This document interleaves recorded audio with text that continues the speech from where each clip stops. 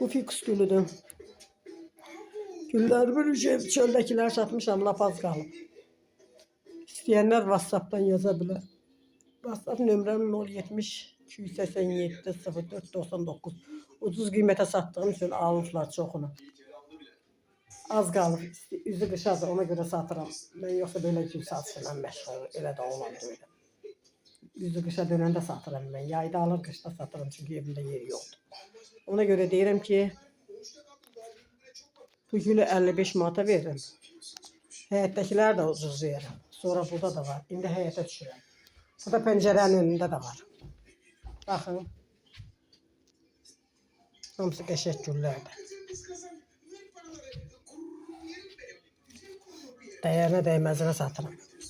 Maraqlananlar WhatsApp'tan yazsın. 070 287 04 99. WhatsApp nömrə. İndi görəcəksiniz nə qədərini alıblar güllərini.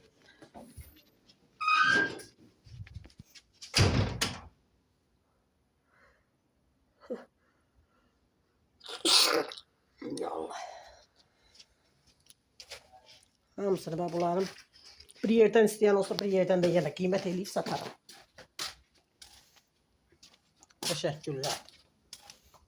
İstəyənlər yazsınlar. Yəni peşman olmazsınız. Gül satışıyla məşğul olanlar, gülü sevənlər, nə bilim, kim istəyir yaza bilər. Azalıb deyə bu. Bura doluydu. Azalıb xeylağını alıblar. Baxın. Xeylağını alıblar. Orada pəncərənin önündə də var. Orada da bəziləri satdıqlarım var. Azalıb güllərim. Görürsünüz, bura baba boşalıb. Xeylağını alıblar.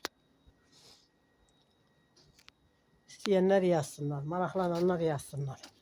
Allah dəyərinə dəyməsinə verəcəm. Peşman olmayacaqsınız. Ümran Zabrat yoludur.